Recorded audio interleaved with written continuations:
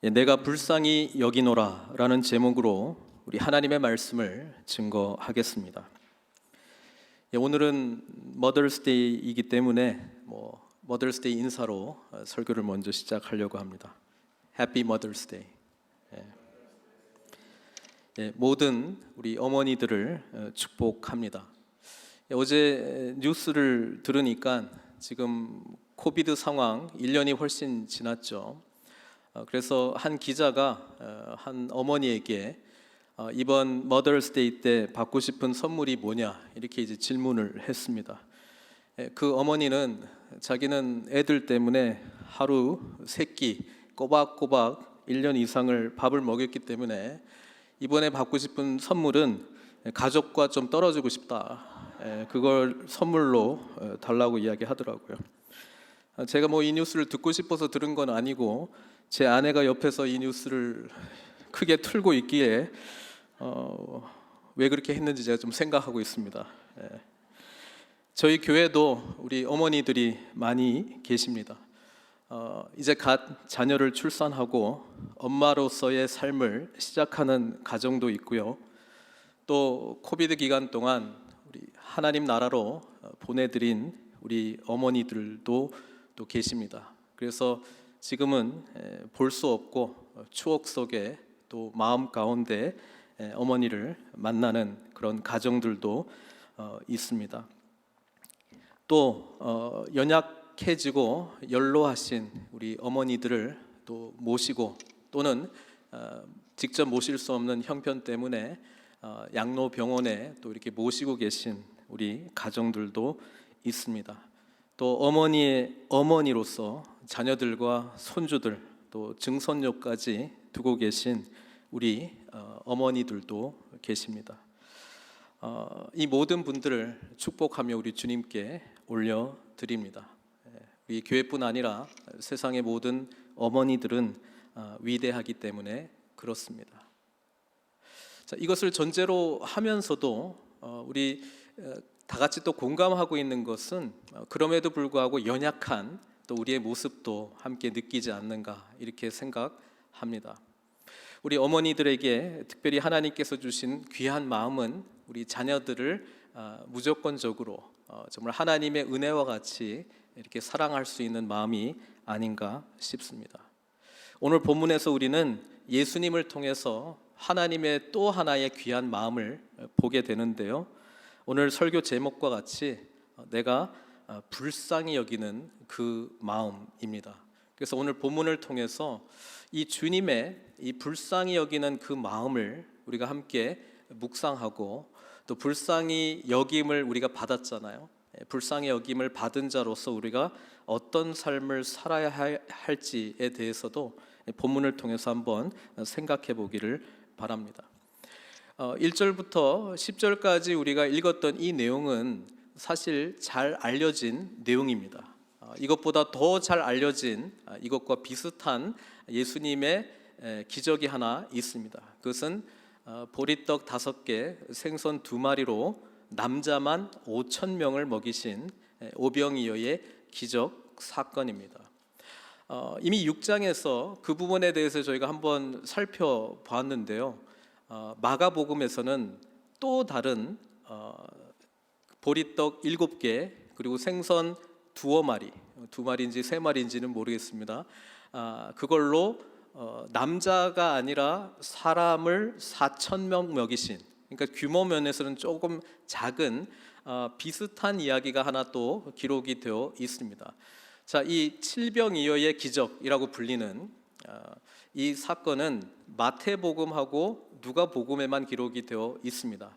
오병이어의 기적은 모든 복음서가 다 기록을 하고 있는데 이 마가복음에 나오는 이 칠병이어의 이 기적 사건을 통해서 하나님께서는 뭐라고 말씀하시는가 우리가 한번 좀 살펴보았으면 좋겠습니다.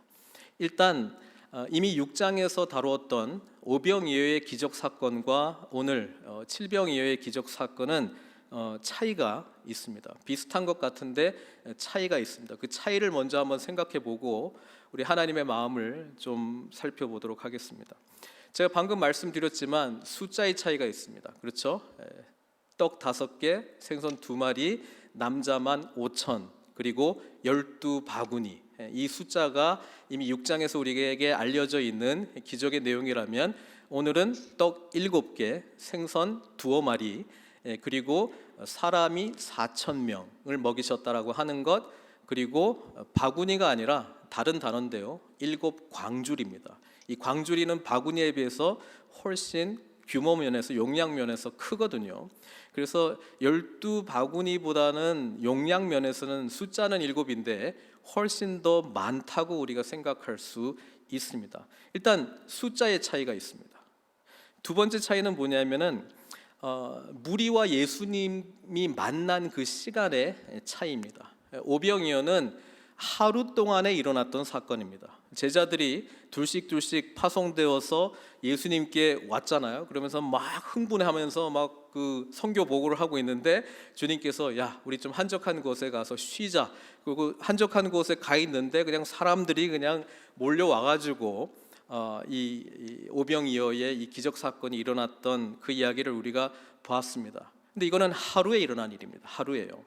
저녁 때쯤에 사람들이 오전부터 막 이렇게 몰려왔는데 저녁 저물 해가 질 즈음에 이 사람들에 대해서 먹이기 위한 그런 기적 사건이라면, 오늘 우리가 읽었던 이 칠병이어의 기적 사건은 시간이 좀 지났습니다. 2절에 보시면 나와 함께 있은지 이미 사흘이 지났으나 이렇게 돼 있잖아요. 그래서 시간상으로 지금 이 무리들과 예수님과의 만남은 한 3일 정도 같이 지내고 있다. 우리는 그런 시간적인 차이를 생각할 수 있고요. 그 다음에 공통적이긴 한데 조금 차이가 있는 게 뭐냐면, 오병이어 때도 그렇고 칠병이어 때도 마찬가지지만 예수님께서 무리를 향해서 불쌍히 여기는 마음이 있었습니다. 근데 불쌍히 여기는 이유가 틀립니다. 오병이어 때는 우리 말씀 한번 볼까요? 마가복음 6장 34절에 오병이어 때는 예수님께서 무리를 향해서 불쌍히 여기는 마음이 있었는데 뭐라고 기록되어 있냐면은, 예수께서 나오사 큰 무리를 보시고 그 목자 없는 양 같음으로 인하여 불쌍히 여기셨습니다. 그리고 오늘 본문에서는 예수님께서 왜 불쌍히 여기셨냐면은 순전히 이유가 이 참 3일이 지났는데 배고프겠다. 그 이유 때문에 불쌍히 여기셨습니다. 2절에 나와 있죠. 내가 무리를 불쌍히 여기노라. 그들이 나와 함께 있은지 이미 사흘이 지났으나 먹을 것이 없도다. 그래서 오병이어의 사건은 약간 그 예수님께서 불쌍히 여기시는 이유가 좀 영적인 의미가 있거든요. 이들이 참 목자를 못 만나가지고 지금 막 헤매고 있구나, 그거에 대한 불쌍히 여기는 마음이 있었다면, 지금 칠병이어의 오늘 우리가 읽었던 본문에서는 불쌍히 여기는 이유가 육신의 필요 때문에 불쌍히 여기셨습니다. 그래서 우리는 예수님을 생각할 때 항상 막 육적인 필요는 저리 가고 막 영적인 거 이렇게 생각할 수도 있는데 그게 아닙니다. 우리 주님께서는 배고프겠구나, 배고픈 걸 가지고 우리 주님께서 불쌍히 여기셨다라고 오늘 본문은 기록하고 있습니다. 불쌍히 여기는 이유가 틀리죠. 그 다음에 네 번째 차이가 뭐냐면 누가 먼저 그 무리를 향해서 먹는 걱정을 누가 먼저 했느냐. 오병이어 때는 예수님께서 먹는 걱정 안 했습니다. 누가 먼저 이야기했냐면 제자들이 먼저 이야기했습니다. 한번 볼까요? 마가복음 6장 35절 36절은 이렇게 기록되어 있습니다. 때가 저물어 가매, 하루 만에 일어난 일입니다. 제자들이 예수께 나와 여짜오되 이곳은 빈들이요 날도 저물어 가니 무리를 보내어 두루촌과 마을로 가서 무엇을 사 먹게 하옵소서. 제자들이 이렇게 걱정해가지고 뭐 좀 먹여야 되지 않겠습니까? 이렇게 해가지고 이야기가 시작되는 거거든요. 근데 오늘은 그 먹는 걱정을 누가 하십니까? 예수님이 하십니다. 제자들은 걱정 안 합니다. 예수님께서 이 참 사흘이 지났으나 먹을 것이 없도다. 3절에 만일 내가 그들을 굶겨 집으로 보내면, 예수님께서 걱정 많이 하세요. 지금 보내면 나와 함께 그들이 길에서 기진하리라. 그 중에는 멀리서 온 사람들도 있느니라. 멀리서 온지 주님께서 뭐 그냥 하나님이시니까 그냥 알 수도 있었겠지만 이 3일 동안 그들과 교제했다는 거예요. 어디서 왔냐? 예? 저는 어디서 왔습니다. 이런 대화를 나눴다는 거거든요. 인격적인 만남을 가졌다는 거거든요. 무리에 대해서 알고 있었습니다. 예, 교제를 나눴다라고 하는 것을 우리가 생각할 수 있습니다. 그 다음에 뭐 명시적이지는 않습니다. 분명하게 본문에는 드러나지는 않지만 이 기적이 일어났던 장소와 대상의 차이가 있습니다. 이게 좀 중요하거든요. 장소는 어디냐? 오병이어는 유대 지역입니다. 이스라엘 백성들이 사는, 유대인들이 사는 그 지역에서 이 오병이어를 통해서 5천 명을 먹이신 사건이 나타났고, 우리가 지난주에 예수님께서 데가볼리 지역을 지나서 갈릴리로 가셨거든요. 그리고 누구를 만났습니까? 수로보니게, 이방 헬라 여인의 딸을 치유해 줬잖아요. 그리고 귀 먹고 말 더듬는 사람을 치유해 줬는데 이게 다 이방 지역에서 이방인들을 치유한 거거든요. 그래서 지금 8장이 전제하고 있는 것은 이방 지역이라는 것입니다. 이방 지역. 그래서 지역이 오병이어는 유대인들의 사는 지역이었고, 여기는 이방인들의 지역에서 이 기적 사건이 나타났다라고 하는 것입니다. 당연히 그렇기 때문에 대상도 오병이어 때는 유대인들 중심의 무리들을 향해서 주님께서 기적을 베푸셨고, 오늘은 누구를 대상으로 주로 하셨다고요? 이방인들을 대상으로 이 기적을 베푸셨다라고 하는 것입니다. 자, 이게 중요합니다. 이게 왜 중요하냐면 이게 주님께서 제자들에게 가르쳐주고 싶은 내용이죠. 우리 지난주에 그 수로보니게 여인이 막 자기 딸이 아프니까 그냥 막무가내로 예수님한테 찾아와서 절하고 뭐 살려달라 이렇게 이야기했을 때, 우리 인자하시고 은혜가 충만하시고 사랑이 충만하신 우리 주님께서 뭐라고 이야기했습니까?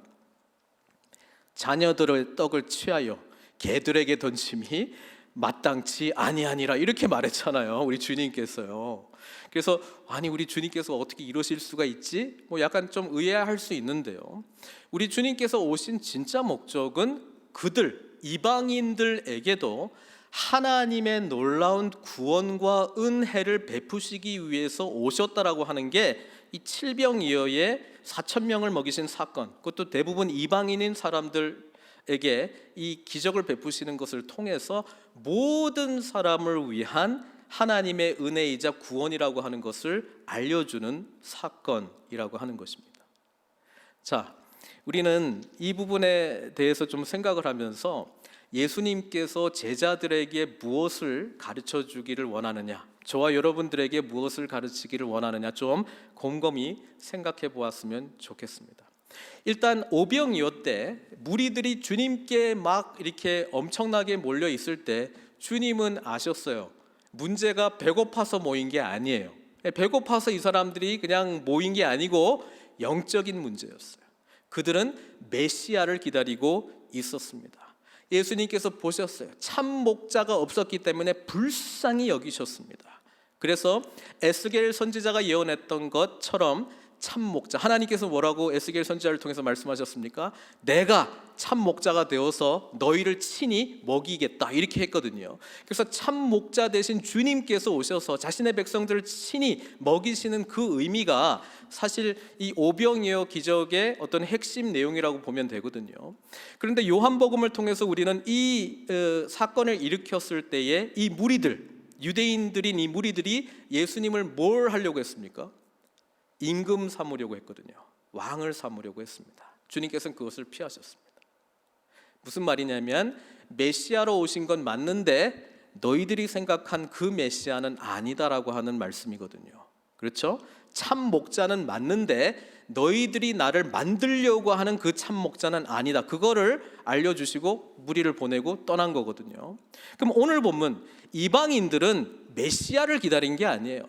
하나님의 나라가 이 땅 가운데 임하는 것을 이방인들이 기다리지는 않습니다. 그들이 예수님을 찾아간 이유는 아니 귀 먹고 말 더듬는 사람 치유해 줬대. 이 소문이 막 퍼지죠. 사람들이 심히 놀라 이르되 그가 모든 것을 잘하였도다. 못 듣는 사람도 듣게 하고 말 못하는 사람도 말하게 한다. 소문이 퍼졌죠. 야, 귀신 들린 사람 오면 치유해 준다. 병 있는 사람 오면 치유해 준다. 이들은요 삶 속에서 고통하고 있는 것 때문에 예수님을 찾아 온 것입니다. 그러면서도 3일 동안 주님과 함께 있으면서 주님의 가르침을 듣기도 하고 치유를 받기도 하면서 이들은 뭔가 하나님을 모르는 사람이지만 삶 속에서 우리는 뭘 위해서 어떤 삶을 살아가야 되는가, 이 뭡니까? 삶의 진정한 의미를 찾고자 주님을 만났다라고 하는 것입니다. 뭐 하나님의 나라, 메시아 뭐 이런 거 하나도 몰라요. 그냥 삶이 공허한 거예요. 삶이 뭐 로마가 지배하고 그 전에는 뭐 페르시아가 지배하고 뭐 알렉산더가 지배하고 뭐 이렇게 했는데 뭐 다 필요 없다는 거예요. 가진 자, 힘 있는 자들의 세상이고 연약한 우리를 진짜 돌보는 사람은 아무도 없고 도대체 인생이라고 하는 것이 무엇이냐? 먹고 사는 것도 힘들다. 그냥 병든 그 삶 자체가 힘들다. 삶이 왜 이렇게 공허한가? 뭔가 예수님 만나게 되면 삶의 이 문제를 좀 해결받고자 하는 그런 굶주림이 있었다라고 하는 것이죠. 그래서 그들은 배고프면 떠나야죠. 뭐 예수님이 밥 주겠지 뭐 이거 생각하면서 기다린 거 아니거든요. 뭔가 예수님한테 삶의 이 공허한 문제를 해결해 줄 것을 믿고 그냥 기다리는 거예요. 이들을 향해서 주님께서는 불쌍히 여기셨다라고 하는 것입니다. 사랑하는 성도 여러분, 저와 여러분들이 가져야 될 중요한 제자로서의 마음 중에 하나는 뭐냐면 불쌍히 여기는 마음입니다. 불쌍히 여기는 마음. 근데 이 마음은 우리가 먼저 불쌍히 여김을 받아봐야 이 마음이 어떤 것인지를 진짜 아는 것이죠. 불쌍히 여김을 받아야 할 대상을 향해서 우리가 긍휼을 베풀 때에 우리는 먼저 하나님 앞에 나는 불쌍히 여김을 받아야 될 존재라고 하는 것을 깨닫고 경험해야 된다라고 하는 것입니다. 신앙생활을 하면서 하나님 나를 좀 불쌍히 여겨 주십시오.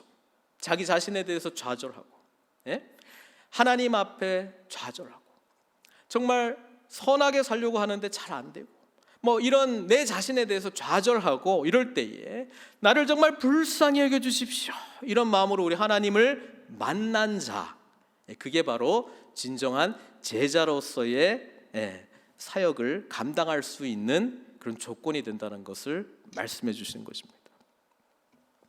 우리 제자들은요, 지금 예수님께서 지금 뭐 3일 동안 이 이방 지역에서 뭐 몇천 명 정도가 모여 있는데 좋아했을까요? 싫어했을까요?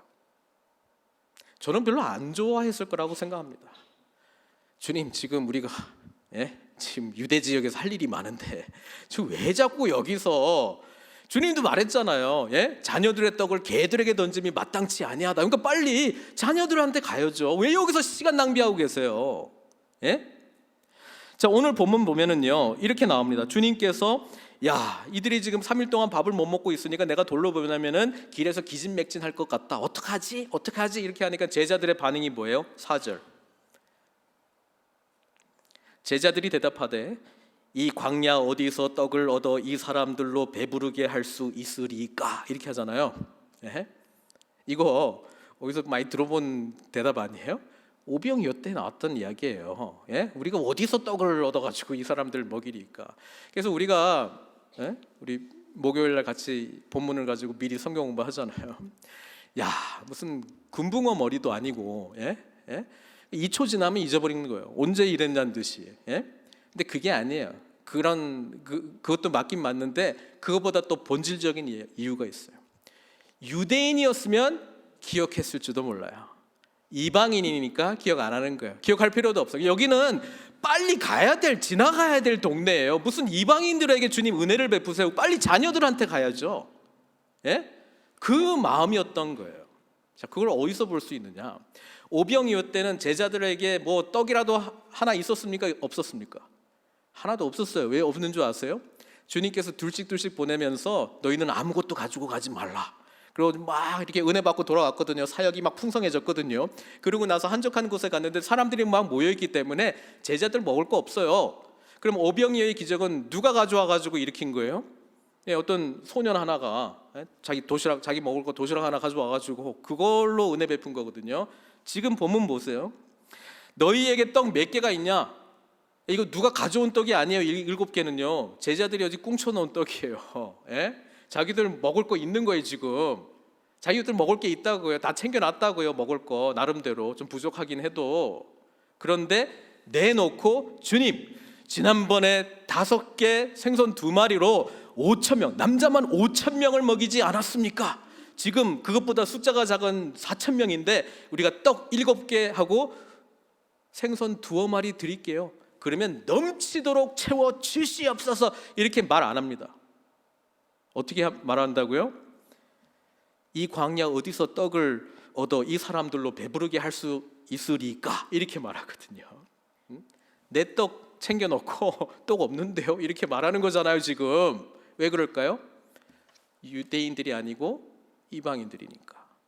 제자들은요, 유대인의 한계를 벗어나지 못합니다. 성령님이 오시고도 이걸 벗어나는데 얼마나 시간이 많이 걸렸는 줄 압니까? 예, 성령이 오시면 예루살렘과 유대와 사마리아 땅끝까지 이르러 내 증인이 될 것이다 이렇게 말해놓고 말씀을 알겠는데 예루살렘에만 머물게 하옵소서. 3,000명, 5,000명, 뭐 10,000명 교회 되니까 얼마나 좋겠어요. 그죠? 축복해 주시옵소서. 핍박으로 흩으시는 건데 유대인의 한계 속에서만 하나님의 긍휼하심을 제한해 버렸어요.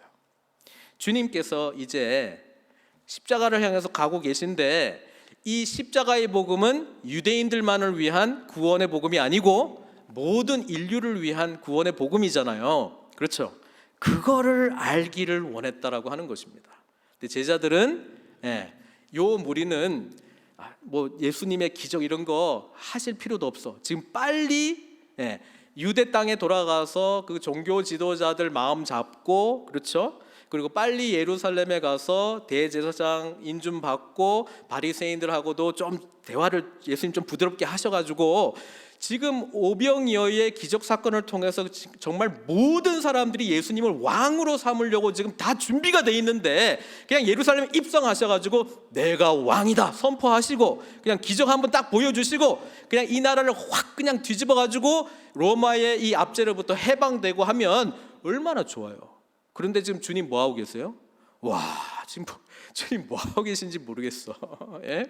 이 사람들한테 지금 개들에게 자녀들이 아니고 이 개들에게 지금 계속 가르치시고 왜 하시는지 모르겠어. 우리가 가지고 있는 떡 그런 생각조차 없는 거예요. 사랑하는 성도 여러분, 복음이 우리 가운데 들어오게 되면 우리가 하나님 앞에 사명자가 되는데요, 불쌍히 여김을 받았기 때문에 긍휼히 여기는 마음으로 사역을 하는 것입니다. 그거 갖고 안 하면 항상 문제 생겨요. 항상 문제 생겨요. 항상 문제 생겨요. 그래서 예수님께서 이 사역 다 끝내시고 사람들 다 보내고 배 타고 유대 땅으로 가시면서 주님께서 뭐라고 말씀하십니까? 우리가 읽진 않았습니다. 제가 읽을게요. 15절에 8장 15절에 14절부터 제가 읽을게요. 제자들이 떡 가져오기를 잊었음에 7 광줄이나 넘치도록 남았는데 하나도 안 가져왔나 봐요. 하나 가져왔네. 배에 떡 1개밖에 그들에게 없더라. 15절 예수께서 경고하여 이르시되 삼가 바리새인들의 누룩과 헤롯의 누룩을 주의하라 하시니. 그러니까는 예수님 배고프신갑다. 뭐 누룩 이야기하니까 뭐 부풀린 빵을 원하시는갑다. 막 이런 이야기 하니까 예수님이 뭐라고 이야기해요? 내가 떡 5개를 5,000명에게 떼어줄 때 조각 몇 바구니를 거두었느냐? 12입니다. 7개를 4,000명에게 떼어줄 때에 조각 몇 광주를 거두었느냐? 7이니이다. 대답은 잘해요. 하여튼 이르시되 아직도 깨닫지 못하느냐 이렇게 말씀하시잖아요. 근데 주님께서 제자들에게 바리새인의 누룩과 헤롯의 누룩을 주의하라고 말씀합니다. 도대체 이게 뭘까요? 누룩이라고 하는 게 부정적인 의미로 사용이 되고요, 죄와 관련돼서 사용이 되고요, 바리새인의 누룩을 주의하라고 했을 때는 특별히 바리새인의 외식에 대해서 이야기를 하고 있는데 그냥 제가 그냥 이렇게 표현하고 싶어요. 바리새인의 누룩은 종교적 엘리트주의입니다. 다른 게 아니고요, 종교 엘리트주의입니다. 그게 뭐냐? 신앙생활 오래 해가지고요, 그냥 겉으로 사무치게 이 그냥 자리 잡은 어떤 종교적인 외적인 모습입니다. 기도할 때 멋들어지게 하고 말씀도 그냥 참 은혜롭게 잘 읽고 기도도 그냥 기가 막히게 하고 말씀도 잘하고 다 좋아요. 그게 나쁜 건 아니에요. 그런데 뭐가 없다고요? 사람을 향해서 불쌍히 여기는 마음이 없는 자, 그런 사람은 어디로 간다? 바리새인의 누룩으로 반드시 갑니다. 왜? 자신의 자격됨이 이때까지 헌신한 거에 기초하기 때문에.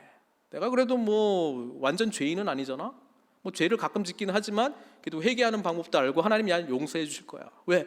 내가 이 정도로 헌신했는데, 이 정도로 내가 말씀도 많이 아는데, 내가 과거에 했던 건들이 있는데 하나님이 나를 뭐 완전 저 세리와 죄인처럼 같은 급으로 보시지는 않겠지?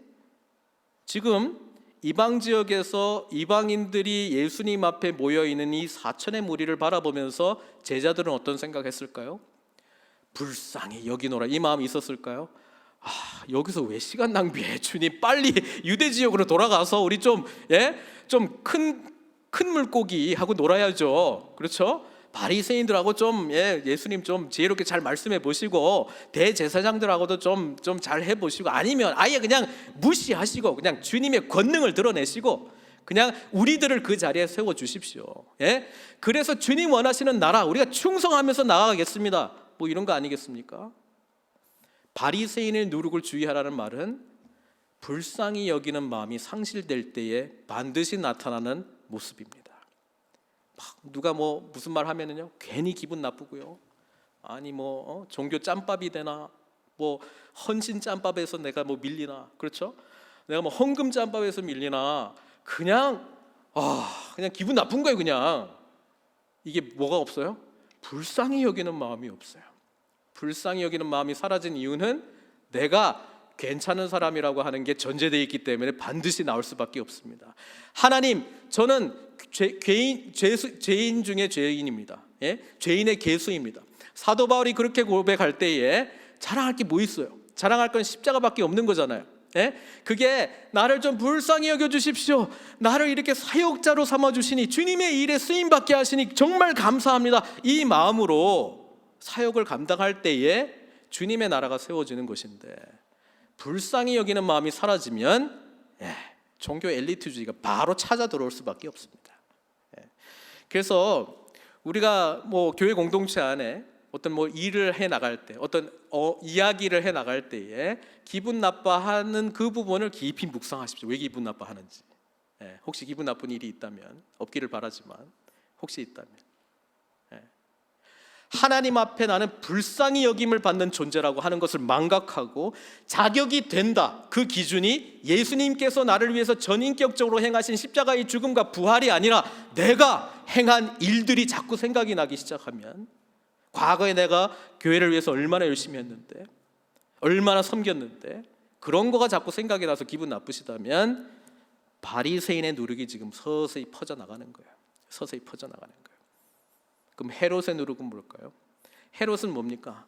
정통 왕조도 아니에요. 다윗 왕조도 아니에요. 하나님이 인정한 왕조도 아니에요. 그런데 왕위를 인정하려고 하는 그런 마음 아니겠습니까?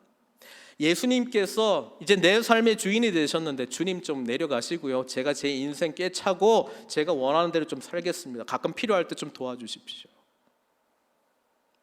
헤롯의 누룩은 예수님을 왕으로 말로는 고백할지는 모르겠지만 실제로는 아니에요. 내가 주인이에요.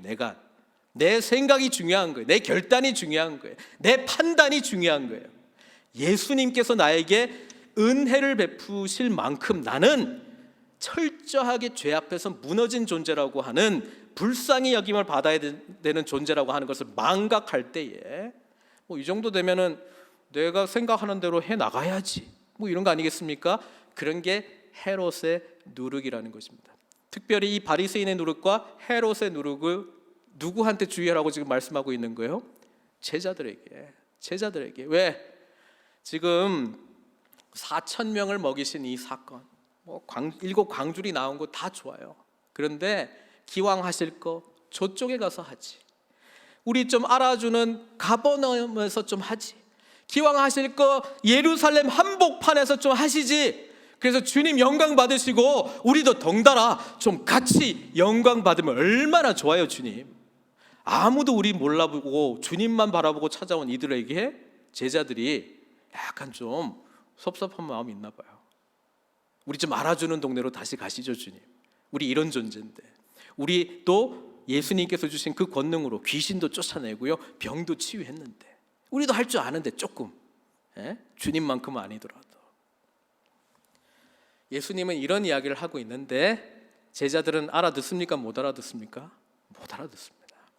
나중에 성령님께서 오시고 이 예수님께서 하셨던 모든 가르침이 깨달아지고 기억날 때에 그들은 그들의 연약한 모습을 늘 바라보았을 것입니다. 근데 이게 은혜라고 하는 것이죠. 하나님, 나를 불쌍히 여겨주십시오. 제 마음속에 바리새인의 누룩이 계속 퍼져가고 있는 위험 요소들이 너무너무 많습니다.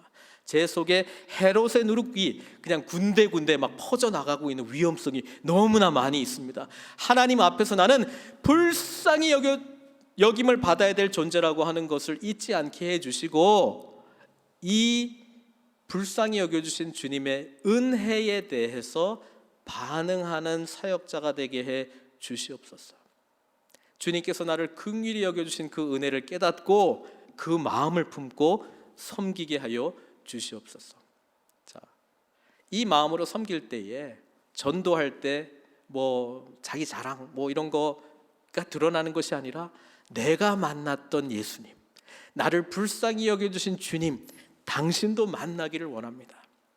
삶이 공허하십니까? 삶이 아픕니까? 고통 가운데 있습니까? 이 문제를 해결해 주신 주님 같이 만나러 가요. 주님 앞에 가면 주님께서 우리를 불쌍히 여겨주시고 우리에게 배가 부를 만큼 넘치도록 채워주시는 은혜를 풍성하게 베풀어 주십니다. 함께 가요, 이렇게 되는 거잖아요. 또 제자들에게 뭘 가르쳐주고 있습니까?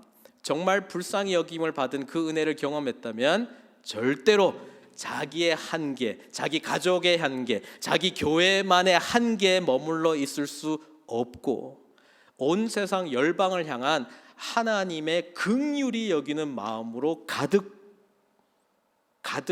찬 모습으로 선교적 정체성이 드러난다는 것입니다. 멋있게 이야기하면 우리의 삶의 지경에 이 지경이 점점 넓어진다는 것입니다. 이게 내가 더 넓혀야지 이거에서 되는 것이 아니고요. 작년에는 좀 너무 열심히 한 것 같으니까 올해는 좀 쉬고 내년에 좀 다른 방향으로, 이런 대화가 아니고요. 불쌍히 여겨 주셨기 때문에 그 은혜에 감사해서 어디든지 주님께서 저에게 주시는 영혼, 대상 보여주시면 그들을 향하여 하나님께서 나에게 베푸신 그 긍휼하심을 저 또한 베풀겠나이다, 이렇게 가는 것이죠. 이게 제자된 삶이라고 하는 것입니다. 사랑하는 성도 여러분, 말씀을 맺겠습니다. 저와 여러분들 한 영혼도 예수 그리스도의 은혜를 받지 않은 영혼 없습니다. 그 은혜를 받지 않고서는 예수 그리스도를 구주라 진정으로 고백할 수 없습니다. 십자가의 능력을 경험할 수 없습니다. 근데 그 은혜를 받았다면 그 은혜에 합당한 반응을 보이는 진정한 제자의 삶을 살아야 되지 않겠습니까? 오늘 본문은 그것을 향하여 저와 여러분들을 초청하고 있습니다. 이 시간 기도로 반응하도록 하겠습니다.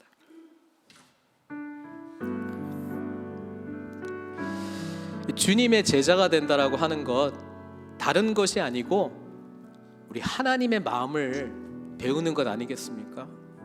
오늘 하나님께서는 무리를 향하여 불쌍히 여기는 마음을 제자들 또한 갖기를 원하고 있습니다.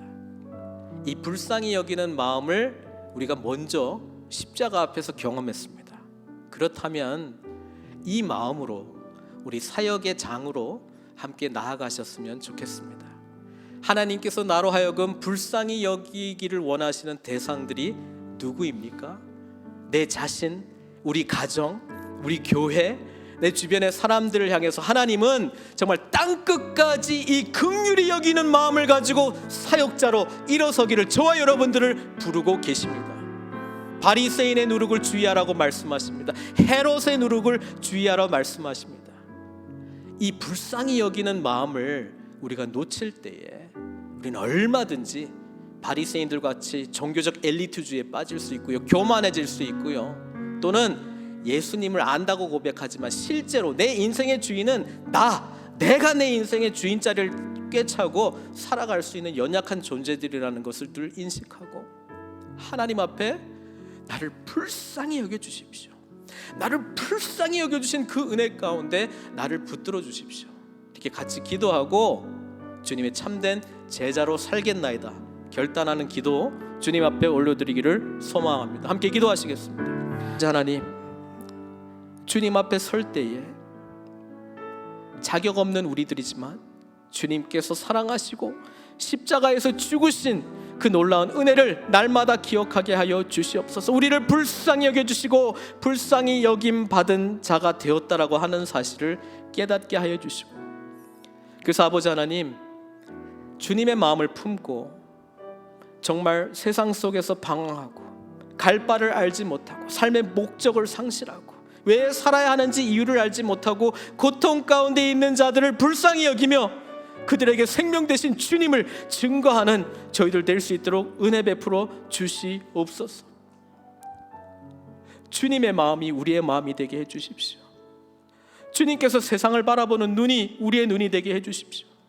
주님의 손과 발이 우리의 손과 발이 되게 해주셔서 땅끝까지, 우리 삶의 지경을 땅끝까지 넓혀주시고 하나님께서 이 세상을 바라보는 그 마음을 품고 아버지 하나님의 복음을 담대하게 증거하는 증인의 삶을 살 수 있도록 축복해 주시옵소서. 오늘 이 자리에 무리와 같이 연약한 마음으로 답답한 심령으로 하나님 앞에 삶의 뭔가 허전함을 공허함을 구하는 자들이 있다면 주님 찾아가주셔서 주님 그들의 마음을 어루만져 주시고 내가 너를 불쌍히 여기노라 음성 듣게 하여 주시고 주님의 따뜻한 포옹과 함께 하시는 그 은혜를 깊이 경험하며 우리와 함께 주님의 참된 제자로 일어서게 하여 주시옵소서. 모든 것 주님께 의탁드리옵고 예수님의 귀하신 이름으로 기도드리옵나이다.